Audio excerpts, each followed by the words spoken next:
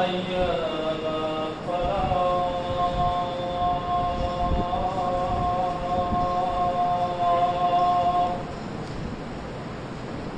الله أكبر الله أكبر.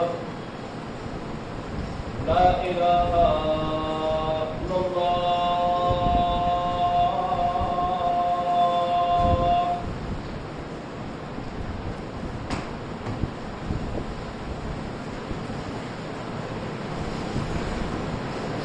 السلام عليكم ورحمة الله وبركاته.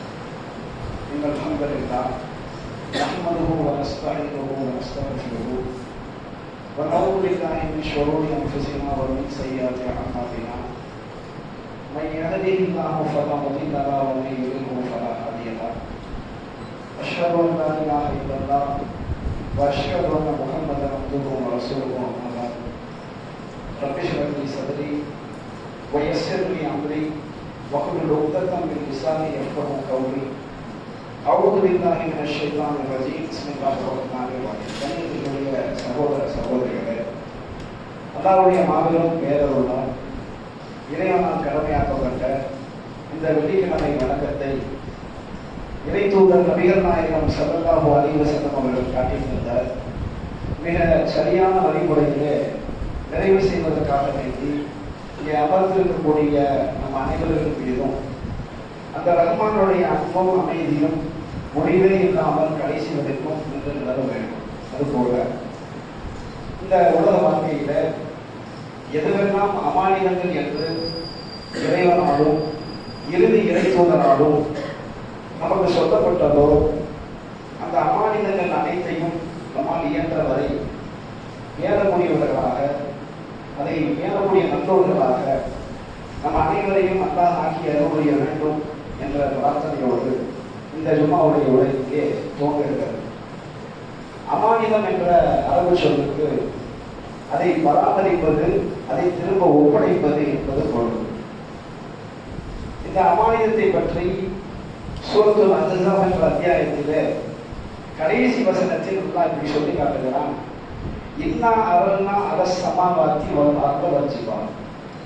நம்முடைய இந்த அமானிதத்தை வானத்திடத்தில், மலைகளிடத்தில், பூமியிடத்தில் எடுத்து காட்டினோம், ஒப்படைத்தோம். இதை சுமந்து கொள்வீர்களா என்று கேட்டோம். இதை சுமப்பதற்கு அஞ்சி அதை விலகி மறுத்துவிட்டது. மனிதன் அதை சுமந்து கொண்டான். இன்னமுக்கான ரகுமன் ஜவுலா, மனிதன் அநியாயக்காரனாகவும் அறியாதவனமாகவும் இருக்கிறான் என்பதாக தன்னுடைய கட்டளத்தை இறைவனுக்கு பதிவு செய்கிறான். அதாவது எந்த விதமான தூண்களும் இல்லாமல் நிறுவப்பட்டிருக்கக்கூடிய இந்த உலகத்துடைய மிக தலை சிறந்த பிரம்மாண்டமான மேற்கூடை என்று வர்ணிக்கப்படக்கூடிய வானங்கள், பறந்து விரிந்திருக்கக்கூடிய இந்த பூமி, இந்த பூமியிலே உறுதியாக நிலைப்படுத்தப்பட்டிருக்கக்கூடிய மலைகள், இவைகள் எல்லாம் மனிதனோடு ஒப்பிட முடியாத அளவிற்கு மிகவும் திறமையான வலிமையான படைப்புகள், நேர்த்தியான படைப்பு. இந்த மூன்று படைப்புகளும் இறைவனுடைய அமானிதத்தை சுமப்பதற்கு அஞ்சி விலகின போது இந்த மனிதன் அதை சுமந்து கொண்டால் இன்னமுக்கான லகுமன். அதாவது இதை இறைவன் பாராட்டியிருக்கான். எதற்காக பாராட்டியிருக்கோம்? பரவாயில்ல, வானங்கள், பூமி, மலைகள் இவையெல்லாம் சுமப்பதற்கு மறுத்ததை மனிதன் சுமந்து கொண்டானே, இவன் உண்மையிலே திறமைசாலி தான் அப்படின்னு சொல்லியிருக்கோம். ஆனா அல்லாஹ் இந்த இடத்தில் ஏன் இப்படி சொன்னான்? இன்னமுக்கான தருமன் ஜவுலா, இவன் அறியாதவனாகவும் அநியாயக்காரனாகவும் இருக்கிறான். அதாவது ஒரு 100 கிலோ எடை கொண்ட ஒரு கல்லை ஒரு இளைஞரால் தூக்க முடியவில்லை. அந்த இடத்துல ஒரு வயோதிகர் அதை தூக்கி விட்டார் என்றால் நாம் என்ன சொல்றோம்? பரவாயில்ல, ஒரு இளைஞர் செய்யாத ஒரு செயலை, அவரால் முடியாததை ஒரு வயோதிகர் தூக்கி இருக்கிறாருன்னா எவ்வளவு பெரிய காரியம் அது! பாராட்ட வேண்டிய விஷயம் தானே. சொல்லியிருக்கோமா இல்லையா? ஆனால் அல்லாஹ் இப்படி சொல்லியிருக்கோம். இந்த 3 படைப்புகளும் சுமக்க மறுத்ததை பலகீனமாக இருக்கக்கூடியவன் சுமந்திருக்கிறானே, ஆனால் இந்த இடத்தில் இறைவன் பயன்படுத்தக்கூடிய வார்த்தை என்ன? அநியாயக்காரன், அறியாதவன். எந்த அமானிதத்தை அது சுமப்பதற்கு பயந்தது? இந்த வானமும் பூமியும் மலையும். அதாவது பகுத்தறிவு என்று சொல்லக்கூடிய அமானிதத்தை எடுத்து காட்டியிருக்கிறான். யாரிடத்துல? படைப்பினுடைய துவக்கத்தில் இந்த வானம் பூமி மலைகளிடத்தில் எடுத்து காட்டியிருக்கிறான். சுமந்து கொண்டிருக்கிறா? இறைவனுடைய கேட்ட கேள்விக்கு பதில் என்ன? அச்சத்தோடு அதை மறுத்திருக்கிறது. ஏன் மறுத்திருக்கிறது? இந்த பகுத்தறிவை சுமந்து கொண்டால் இந்த பகுத்தறிவின் பிரகாரம் செயல்பட வேண்டும். நல்ல செயல்களை அமானிதமாக இறைவனிடத்தில் ஒப்படைத்தால் வெகுமதி கிடைக்கிறதோ இல்லையோ தண்டனை இல்லாமல் போகும்.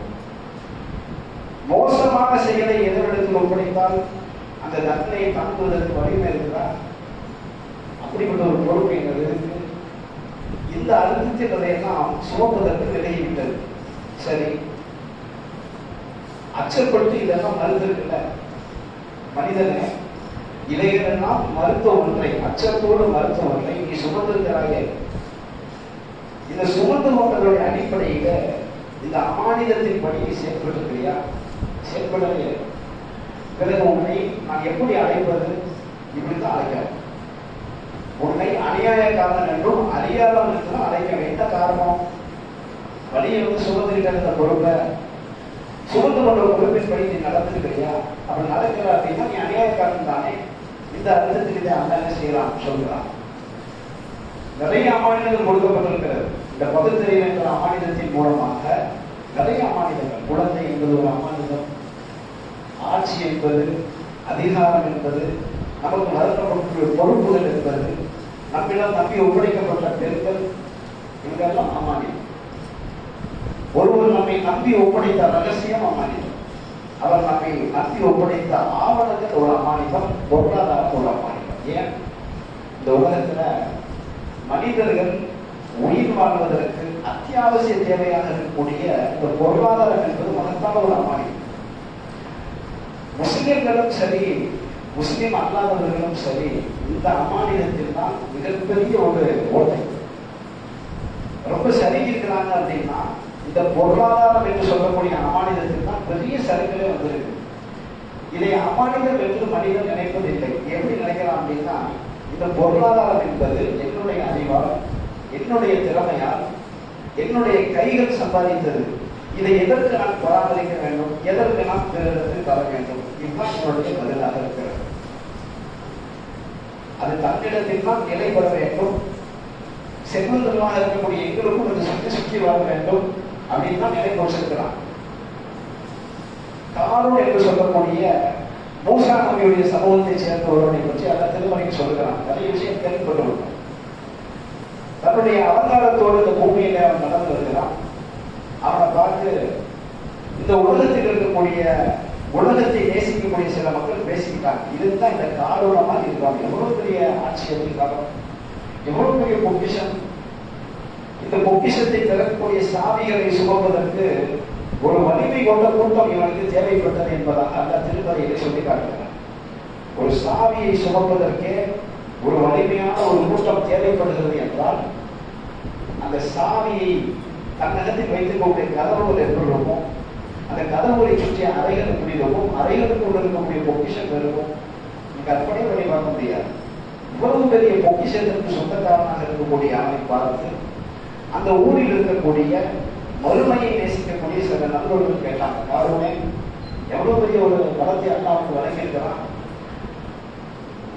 இந்த உலகத்தில நீ மறுமை வாழ்க்கையை தேட வேண்டாமா? குடும்பத்தை தான் நீ நாட வேண்டுமா? இதையெல்லாம் அல்லாஹ் உனக்கு கொடுத்து உதவியது போல நீ பிறருக்கு கொடுத்து உதவக்கூடாதா கேட்கிறான். காரணம் சொன்ன பதில் என்ன? இதில் இந்த செல்வம் எனக்கு வழங்கப்பட்டிருப்பதிலே இறைவனுடைய பங்கு என்ன இருக்குது? இது என்னுடைய அறிவால், திறமையால், என் கைகள் சம்பாதித்தது. இதை எதற்கு நான் தர வேண்டும் அப்படின்னு சொல்லி ஒரு ஆணவமான, ஒரு திவரான பதிலை அவன் எடுத்து வைத்தான். மறுநாள் என்ன ஆச்சு? அதான் சொல்றான் திருமறை. இதே போல் தன்னுடைய அலங்காரத்தோடு அந்த பூமியில அவன் நடந்து வந்து கொண்டிருக்கும் பொழுது அவனையும் அவன் சேகரித்து வைத்திருந்த செல்வத்தையும் அவனையும் அவன் வீட்டோடு சேர்த்து இந்த பூமியில ஒரேடியாக நாம் சொல்ல செய்து விட்டோம். எவ்வளவு ஒரு இழிவான மரணம் எது? இந்த இழிவான மரணத்திற்கு பின்னால் இருந்தது எது? காரணமாக இருந்தது எது? இந்த பொருளாதாரம் தான். இதை அமானிதம் என்று அவன் கருதல. இது தன்னிடத்தில் தான் எப்பொழுதும் இருக்க வேண்டும் என்று அவன் நினைத்தான். அந்த எண்ணம் தான் அவனை இப்படிப்பட்ட ஒரு இழிவான மரணத்திற்கு கொண்டு சென்றார். அடுத்து பாருங்க, தோட்டத்து வாசிகள் என்ற ஒரு சில விஷயங்களை பற்றி அதான் குழந்தை பேசலாம். இன்னைக்கு வீட்டு உரிமையாளர்கள் சங்கம் சொல்லி ஒரு சங்கம் வரும், முதலாளிகள் சங்கம் ஒரு சங்கம் வரும். இந்த வீட்டு உரிமையாளர்கள் சங்கம் என்ன முடிவு பண்ணுவாங்க அப்படின்னா, நம்முடைய வீடுகளுக்குள் வாடகைதாரர்களை குடியமர்த்தும் போது வரக்கூடியவர் ஏழையோ பணக்காரரோ, வாடகை என்பது உயர்ந்த தரத்தில் இருக்க வேண்டும், கம்மியெல்லாம் பண்ணக்கூடாது. எப்படி போனா என்ன, மாசம் ஒன்னாச்சுன்னா வாடகை வந்துடும், இப்படி சேர்ந்து முடிவு எடுக்கிறாங்க. முதலாளிகள் சங்கம் என்ன முடிவு எடுக்குது, நம்மிடம் வேலை பார்க்கக்கூடிய ஊழியர்களுக்கு இவ்வளவுதான் சம்பளம், அதுக்கு மீறி ஒரு ரூபா கூட சேர்த்து கொடுத்துடக்கூடாது, அது ரொம்ப கவனமா இருக்கும், திட்டம் போடுறாங்க. இதே போல இந்த தோட்டத்தை வாசிகளும் சில திட்டங்களை போடுகிறார். எப்படி போடுறது அப்படின்னா, நீண்ட காலமாக நாம் ஆர்வத்தோடும் ஆசையோடும் நம்முடைய நிலத்திலே விதைகளை விதைத்து அதை அறுவடை செய்யக்கூடிய காலத்தை நாம் எட்டி இருக்கிறோம். நாளை அறுவடைக்குரிய நாள். நம்முடைய தோட்டத்திற்குள்ள நாம் நாளை காலை செல்வோம், அறுவடை செய்வோம், நமக்குள் பங்கீடு செய்வோம். ஆனால் அப்படி பங்கீடு செய்யும் பொழுது ஒரு ஏழை கூட நம்முடைய தோட்டத்திற்குள் வந்துவிடக்கூடாது. எவ்வளவு பெரிய பேசுவார், ஒரு ஏழைக்கு கூட உடைய பொருளாதாரத்தில் பங்கு இல்லையா? எவ்வளவு பெரிய ஒரு கேவலமான ஒரு திட்டம் இது. இப்படியா நீங்க திட்டம் போடுறீங்க, நாளைக்கு காலையில் என்ன நடக்கும் தெரியுமா? அதான் முடிவு செஞ்சாங்க. ஒரே நாள் இரவு தோட்டம் தலைகளாக புரட்டி போடப்பட்டது. மறுநாள் காலையில் ஆசையாக தோட்டத்துக்கு வராங்க. வந்தவங்க தோட்டம் தலைகளாக புரட்டப்பட்டு கதிர்கள் தான் சாய்ந்து அடித்து நிலைநிறுத்தது. தோட்டத்து வாசி பேசினான், பாதை மாதிரி விட்டுட்டான். நம்முடைய தோட்டம் தானா இது? வேறொருடைய தோட்டத்திற்குள் நுழைந்து விட்டோமா? இல்லை இல்லை, இது நம்முடைய தோட்டம் தான். நம்முடைய தோட்டத்திற்கு ஏன் இந்த சூழ்நிலை? எவ்வளவு கவனமாக இருப்போம் அப்படின்னு சொல்லி நம்முடைய கைகளை நஷ்டத்தின் காரணமாக பிசைந்து கொண்டிருந்த அந்த நேரத்திலே அங்கு இருந்த ஒரு நடுநிலையை விரும்பக்கூடிய ஒரு மனிதர் சொன்னார், நீங்கள் அல்லாஹ்வை போற்றி இருக்கக்கூடாதா? நீங்கள் அல்லாஹ்வை போற்றி இருந்தால் இந்த நிலைமை இந்த தோட்டத்திற்கு வந்திருக்குமா? அல்லாஹ் போற்றுதுன்னா எது? ஒரு பொருளாதாரத்தை, ஒரு மாளிகையை, ஒரு மன இருப்பை, மதிப்பு நிறைந்த வாகனங்களை அல்லாஹ் எனக்கு வழங்கிவிட்டான், அல்ஹம்துலில்லாஹ், சந்தோஷம். இதுதான் போற்றுதலாம். போற்றுதல் எப்படி இருக்கணும்? அல்லாஹ் இந்த பொருளாதாரத்தை எனக்கு வழங்கி இருக்கிறான், அல்ஹம்துலில்லாஹ். இந்த பொருளாதாரத்தை கஞ்சத்தனத்தின் காரணமாக என்னிடத்தில் நிறுத்தி வைக்காமல் இதை பிறருக்கு கொடுத்து உதவக்கூடிய ஒரு வாக்கியத்தை எனக்கு தந்தாங்க, அதற்கும் அல்ஹம்துலில்லாஹ். இதுதான் போற்றுதல். உண்மையிலே உலமாற அல்லாஹ்வை போற்றுவதாக இருந்தால் அந்த போற்றுதல் எப்படி இருக்கணும்? நமக்கு வழங்கப்பட்டதற்கும் நன்றி செலுத்த வேண்டும், நமக்கு வழங்கப்பட்டதிலிருந்து பிறருக்கு கொடுத்தும் நன்றி செலுத்த வேண்டும். அதுதான் போற்றுதல். இதைத்தான் அந்த தோட்டத்தின் காலகட்டத்திலே அந்த நடுநிலையை விரும்பக்கூடிய மனிதர் என்ன செஞ்சாரு? உபதேசம் செய்தார். நீங்கள் அல்லாஹ்வை போற்றி இருக்கக்கூடாதா? நீங்கள் அல்லாஹ்வை போற்றி இருந்து அந்த ஏழைகளுக்கான பங்கை ஒதுக்கி இருந்தால் இந்த தோட்டத்திற்கு இந்த நிலைமை வந்திருக்குமா? எவ்வளவு பெரிய சிந்திக்க வேண்டிய விஷயம் இது. மனிதனுடைய எண்ணம் இப்படித்தான் இருக்குது. ரொம்ப சுருங்கிய எண்ணம் வருது. எல்லாம் என்னுடைய எடுத்து கொடுத்துட்டோம்னா அந்த இருப்பு குறைஞ்சு போயிடும். அந்த இருப்பு இருப்பாகவே இருக்கணும், குறைஞ்சே போகக்கூடாது. இப்படிதான் என்ன செய்யலாம் நினைக்கிறான். ஒன்று இப்படி நினைக்கிறாங்க. இல்லை அப்படின்னா வீண் விரயம் செய்வது, தேவையுடைய காரியங்களுக்கு செலவு செய்யாமல் வீணான காரியத்திற்கு பொருளாதாரத்தை வீணடிப்பது. அல்லாஹ்வுடைய தூதர் அவங்க சொன்னாங்க, கால்கள் செலுத்திருக்கக்கூடிய அபிசீனியர்கள் காபத்துல்லாவை இடிப்பார்கள். அந்த காட்சியை அல்லாஹ் எனக்கு காண்பிக்கலாம் அருமை நாளை நெருக்கத்தில். ஏன் அபிசீனியாவில் இருந்து அவர்கள் வர வேண்டும் காபத்துல்லாவை இடிக்கிறதுக்கு? ஏன் அபிசீனியாவுக்கு வரணும்? ஒரு ரஷ்யாவில் இருந்து, ஒரு அமெரிக்காவில் இருந்து, ஒரு இந்தியாவில் இருந்து அல்லாஹ்வுடைய தூதர் குறிப்பிட்டு சொன்னார்கள் அபிசீனியர்கள் இடிப்பார்கள். அன்றைய அபிசீனியா, இன்றைய எத்தியோப்பியா, சோமாலியா. அல்லாஹ்வுடைய தூதருடைய காலத்திலிருந்து இன்றைய காலம் வரைக்கும் இஸ்லாமியர்கள் இருக்கக்கூடிய நாடு. ஆனால் நிலைமை எப்படி இருக்கு? வறுமை எலும்பும் தோறுமாக இருக்கக்கூடிய சூழ்நிலை. சுற்றி இருக்கக்கூடிய அரபு நாடுகள்லாம் செல்வ செழிப்புல இருக்கு. தன்னுடைய சகோதர நாடு வறுமையால் பட்டினிச்சாவால் அழிந்து கொண்டிருப்பதை என்ன செய்யறாங்க? வேடிக்கை பார்க்கலாம். எந்த அளவுக்கு வேடிக்கை பார்க்கறாங்க அப்படின்னா, ஒரு அரபி ஒரு கால்பந்தாட்ட வீரருடைய செருப்பை 20 மில்லியன் அமெரிக்க டாலர் விலை கொடுத்து வாங்குகிறார். அதை வாங்கி வீட்டில் வச்சோம்னா ஒரு பெருமை. ஏன்? அந்த பொருளாதாரத்தை உங்களுடைய சகோதர நாடாக இருக்கக்கூடிய வறுமையிலே செத்துக் கொண்டிருக்கக்கூடிய அந்த நாடுகளுக்கு கொடுத்தாங்க. இது உங்களிடத்திலே கடைசி வரைக்கும் இருக்கும் என்று நீங்க நினைச்சிட்டீங்களா?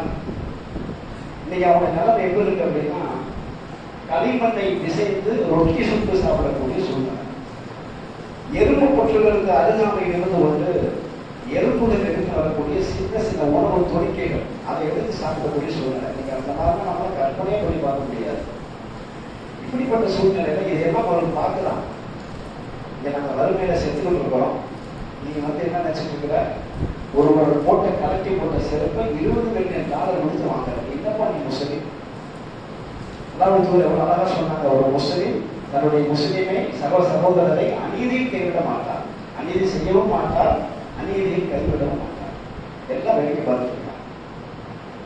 இன்னொரு அரபி தன்னுடைய மகனுடைய திருமணத்திற்கு ஒரு பிரம்மாண்டமான ஒரு மாளிகையை விலை பேசி 250 செல்வந்தர்களை அழைக்கிறார். எனக்கு மணமகன் கொடுக்கக்கூடிய விருந்தை சாப்பிடுவது. 11 ஒட்டகங்கள் அறுத்து சமைக்கப்படுகிறது. அங்கிருக்கக்கூடிய 250 நபர்களும் மிஞ்சி போன 2 ஒட்டகங்களுக்கு மேல சாப்பிட முடியும். மீதி இருக்கக்கூடிய 9 ஒட்டகங்களுடைய அறுத்து சமைக்கப்பட்ட இறைச்சி பெரிய பாத்திரங்களில் இருக்கிறது. என்ன செய்யறது? நம்ம என்ன செஞ்சிருக்கோம்? அக்கம் பக்கத்துக்கு இறைச்சி எளிதில் சென்றடையக்கூடிய ஊர்களுக்கு கொடுத்துருக்கோம். இன்னைக்கு நமக்கு அந்த நிலை இருக்கு, அக்கம் இருக்கும். ஆனா அந்த அரபி என்ன செஞ்சார் அப்படின்னா, அந்த சமைக்கப்பட்ட இறைச்சி அந்த பாத்திரங்களிலே அப்படியே அந்த நாள் முழுவதும் கழிகிறது. மறுநாள் காலை நிலத்தை தோண்டக்கூடிய இயந்திரம் வரவழைக்கப்பட்டு தன்னுடைய வீட்டிற்கு பின்னால் பெரிய பள்ளத்தை தோண்டி அந்த இறைச்சியை கொட்டி மூடினார்கள்.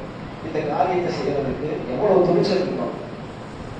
இந்த உள்ளம் எந்த அளவிற்கு கண்டிருந்தால் இந்த காரியத்தை செய்வதற்கு மனசு வரும். இதெல்லாம் பார்க்கலாம். இந்த அபிசீனியர்கள் இன்றைய எத்தியோப்பிய முஸ்லிம்கள் எல்லாம் பார்க்கிறாங்க. வறுமையால் செத்துக் கொண்டிருக்கும் பொழுது இவ்வளவு பெரிய ஒரு மீன்வரையமா நீங்கள்லாம் கண்டிக்கே தெரியலையா? என்ன ஆகும்? அல்லாஹ்வுடைய தூதர் சொன்னார்களே, அளவு கடந்த வறுமை ஒருவரை இறை நிராகரிப்பு ஒன்று சென்றுவிடும், குஃப்ருல ஒன்று விழுந்துடுவார், இஸ்லாத்தை விட்டு வெளியேறி விடுவார். எதன் காரணமாக? அளவு கடந்த வறுமையின் காரணம். இந்த வறுமையின் காரணமாக இருக்கக்கூடிய முஸ்லிம்கள் செத்து கடைசியில் அந்த ஊரில் முஸ்லிம்களை இல்லாத ஒரு சூழ்நிலை ஏற்பட்டு இதே நிலையில் மறுமை நாளும் வந்துவிட்டால் அங்கே இருப்பவர் யார்?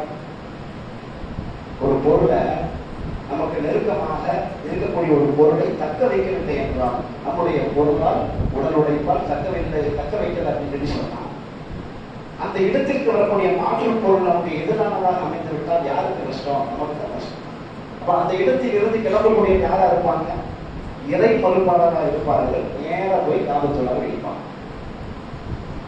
நாளைக்கு நல்லா பார்ப்பாங்க, காபத்துள்ளாவை வச்சிருக்கீங்களா? நீங்கள் எல்லாம் எந்த ஊருக்காரர்கள்? அபிசீனியாவிலிருந்து வந்தோம். அப்படியா?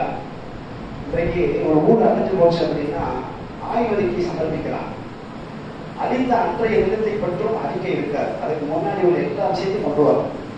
இந்த ஊர்ல போய் படிச்சவங்க எவ்வளோ, படிக்காதவங்க எவ்வளோ, ஆண் எவ்வளோ, பெண் எவ்வளோ, வறுமை கோட்டுக்கு கீழ் உள்ளவங்க எத்தனை பேர், மேலூர் எல்லாத்தையும் எடுக்கலாம். இதை போல அல்லாஹ்வும் இந்த காபாவுடைய இடிப்பு நிகழ்வுக்கு முன்னால் இருக்கக்கூடிய ஹிஸ்டரி எடுத்து பார்க்கலாம் வைக்க. இந்த எல்லாமே வரும். வறுமையால் அவர்கள் செத்தது, இந்த அரபுகள் இந்த உணவை வீணடித்தது, ஒரு கலட்டி போட்ட செருப்பை 20 மில்லியன் டாலருக்கு வெளி கொடுத்து வாங்கியது, தன்னுடைய சகோதர முஸ்லீம் நாட்டை அநீதியில் கைவிட்டது, எல்லாத்தையும் அங்க பார்ப்பாங்க.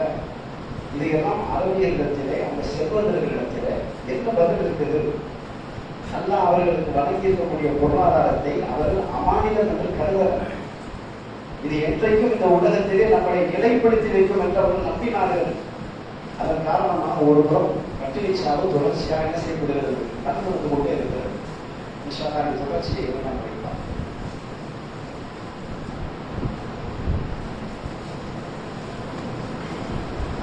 அஸ்ஸலாமு அலைக்கும் வரஹ்மத்துல்லாஹி வபரகாத்துஹு. கண்ணியத்திற்குரிய சகோதர சகோதரிகளே, அமானிதம் வேண்டுவோம் என்ற தலைப்பின் கீழ் பொருளாதாரமும் ஒரு அமானிதம் தான் என்ற விஷயங்களை இந்த ஜும்மாவுடைய நேரத்திலே இந்த நேரத்திலே நாம் பார்த்து வருகிறோம்.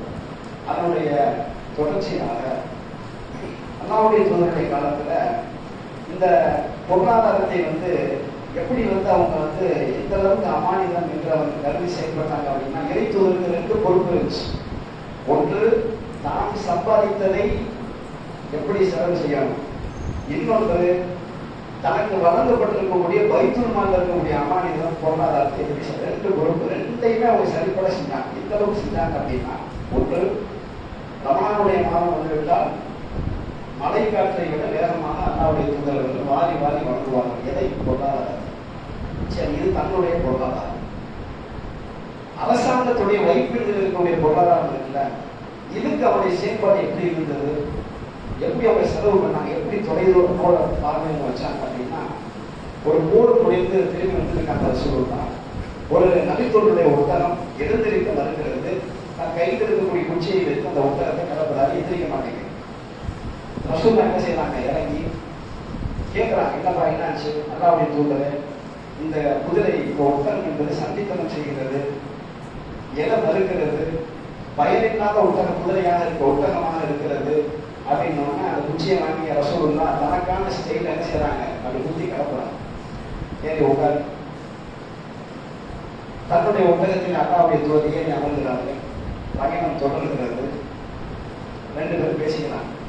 இந்த ஜாஃபிரா, நீ திருமணம் செய்து கொண்டா என்று நான் கேள்விப்பட்டேன். உன்னுடைய மன வாழ்க்கை எல்லாம் எப்படி இருக்குது? அல்லாஹ்வுடைய சிறப்பாக போயிட்டு இருக்குது. நீ எது மாதிரியான பெண்ணை திருமணம் செய்திருக்கிறாய்? அல்லாஹ்வுடைய தூதரை நான் ஒரு விதவை பெண்ணுக்கு வாழ்க்கை அளிச்சிருக்கேன். நீ கன்னி பெண்ணை திருமணம் செய்திருக்க கூடாதா? அப்ப அவர் சொல்றாரு, எனக்கு சகோதரிகள் இருக்கிறாங்க.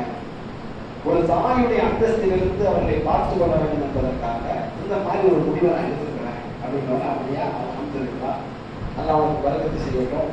சரி, அவருடைய பொருளாதார சூழ்நிலை எப்படி இருக்கு? விஷயத்துக்கு வர பார்க்கிற சொல்லணும். ஒரு முஸ்லீமுடைய உள்ளம் எப்படி இருக்கும்? தன்னுடைய சகோதர முஸ்லீம் ஏதாவது ஒரு விஷயத்தை பின்தங்கி இருக்கிறாருன்னா அதை நோக்கித்தான் நம்முடைய கவனம் இருக்கும். தேவைப்படக்கூடிய பொருளாதாரத்தை தேவைப்படக்கூடிய நேரத்துல தேவைப்படக்கூடிய விஷயத்துக்கு செலவு பண்ணணும். அதுதான் அமானிதத்துக்கு அர்த்தம். அவர் சொல்றாரு, பொருளாதாரத்துல கொஞ்சம் நான் விற்பனையில் தான் இருக்கிறேன் அல்லாஹ்வுடைய தூதரே. அப்படியா? சரி, இந்த ஒட்டகத்தை எனக்கு நீ விலைக்கு தருகிறாயா அப்படின்னு கேட்கிறான். அவருக்கு பயங்கரமான சந்தோஷம். ஒரு சப்பானி ஒட்டகம், ஒரு பயணத்திற்கு உதவாத ஒரு ஒட்டகம், அதை ஒருத்தர் விலைக்கு வாங்கிக்கிறதா கொடுக்காம இருக்க முடியுமா? மறுக்க முடியுமா? அவர் சொல்றாரு, அல்லாஹ்வுடைய தூதரை உங்களுக்கான லாபமான கொடுக்கிறேன். சரி, நான் முன்னாடி போறேன், நீ மஸ்ஜிதுல போய் பள்ளி வாசலுக்கு வா அப்படின்னு சொல்றாங்க. சொல்றா, முன்னாடி போறேன்.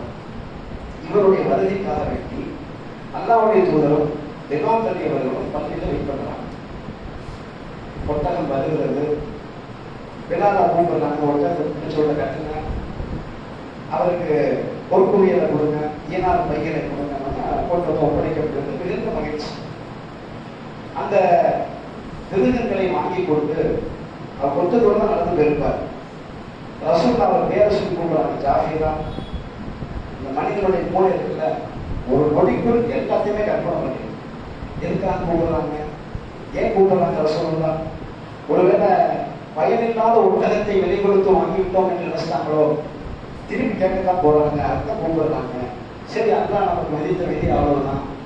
காசை கொடுத்துட்டு மறுபடியும் அந்த ஒட்டகத்தை எடுத்துக்கொண்டு கிளம்ப வேண்டியதுதான் அப்படின்னு செய்யறாரு. விரக்தியோடு திரும்புகிறார். அந்த பண மூட்டையை கொடுக்குறாங்க. ரசூலா வாங்க மாட்டேங்கிறாங்க. அந்த மூட்டையை நீங்க வைத்துக்கோ, இந்த ஒட்டகத்தை நீ வைத்துக்கோ. 2 அவர் ஒன்றும் புரியல. அல்லாஹ்வுடைய தூதர் ரொம்ப பிளான் பண்ணாங்க. எப்படி பிளான் பண்ணாங்க? இவருக்கு ஏதாவது ஒரு செய்யணும், நிறைவா செய்யணும். நைசா பேசுற மாதிரி பேசி ஒட்டகத்தை விலை கொடுத்து வாங்குவோர்கள் வாங்கி அவரை வரவழைத்து அந்த தொகையையும் ஒட்டகத்தையும் சேர்த்து கொடுத்துருக்காங்க. ஒரு சூழ்நிலையை புரிஞ்சுக்கிட்டாங்க சொல்லலாம். இவருக்கு இந்த நேரத்தில் இவ்வளவு தேவை.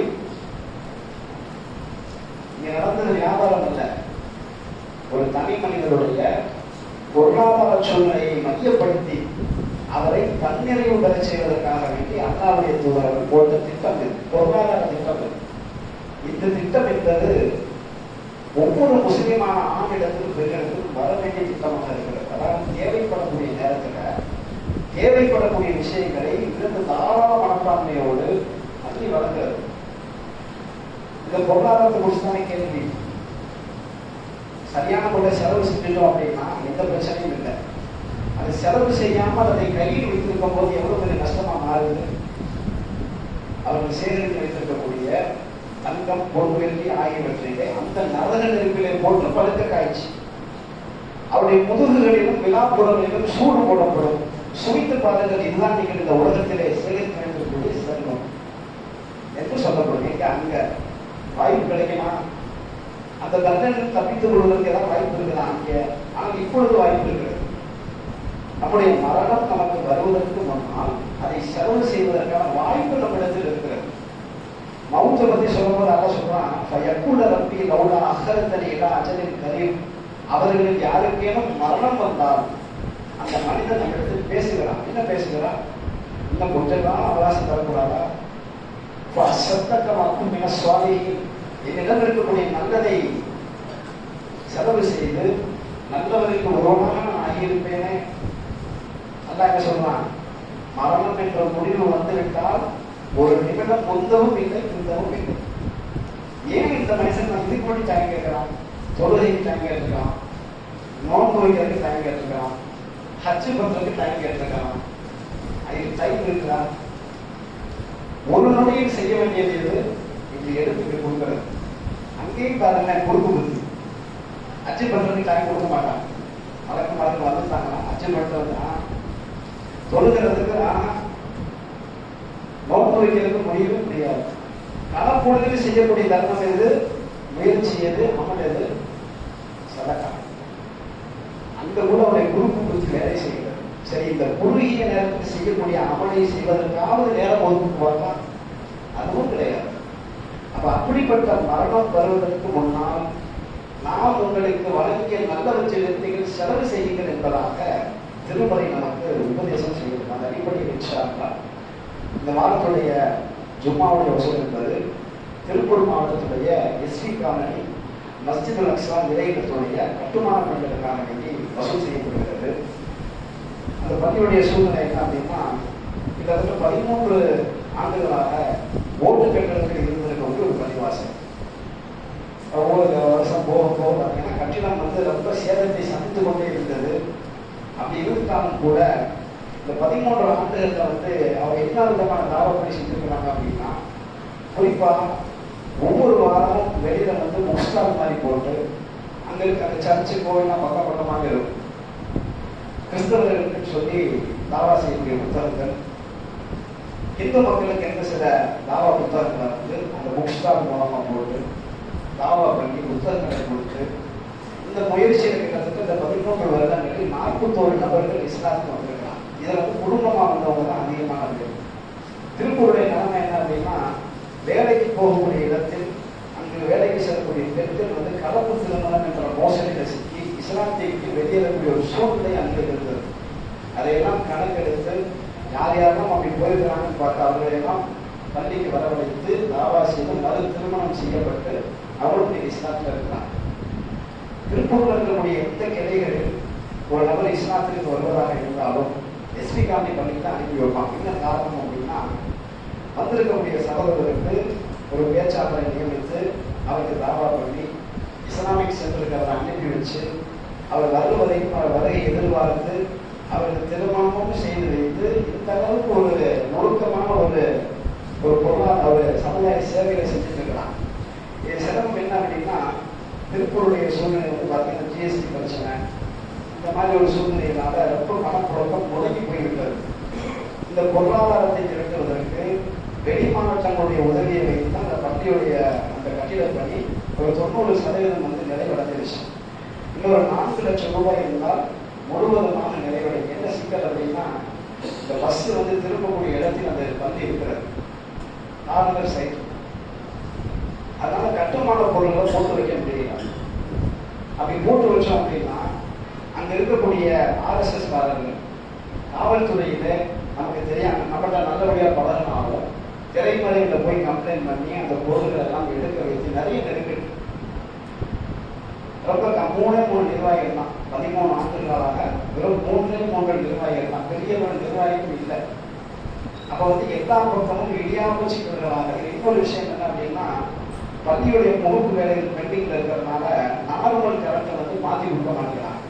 இதனால வந்து கரண்ட் பில் வந்து பார்த்தீங்கன்னா 10,000 ரூபா வருது. 4,000 ரூபா வந்துட்டு இந்த கரண்ட் பில்லு இப்போ 10,000 ரூபா வருது. இதை போய் கேட்டோம்னா இந்த முகப்பு வேலைகளை பூரா முடியுங்க, அப்புறம் நார்மல் கரண்ட்டுக்கு மாற்றி கொடுக்க முடியும் அப்படின்ற மாதிரி சொல்றாங்க. இப்படி நிறைய சிக்கல்களுக்கு மத்தியில திருப்பூருடைய பொருளாதார மந்தத்தின் காரணமாக இந்த பொள்ளாச்சி மாவட்ட நிர்வாகத்தை நம்ம வந்து தொடர்ச்சியாக நம்ம அனுபவம் கணிதத்துடைய நிர்வாகிகள் நம்முடைய பள்ளியுடைய அந்த சூழ்நிலையை கருத்தில் கொண்டு இந்த வாரத்துடைய ஜும்மாவுடைய வசூல் நமக்காக ஒதுக்கிக்கிறாங்க. வந்திருக்கக்கூடிய சகோதர சகோதரிகள் அந்த இடையிலத்துடைய கட்டுமான பணிகள் முழுவதுமாக முடிந்து சீக்கிரமே பள்ளி அந்த முன்முகப்பு வேலைக்கு முடிவு பெற்று பயன்பாட்டுக்கு வருவதற்கு உங்களுடைய மேலான பொருளாதாரங்களை இடையிலத்திற்காக வழங்கி உதவும்படி அனைவரையும் நான் கூற கேட்டுக்கொள்கிறேன். அஸ்ஸலாமு அலைக்கும்.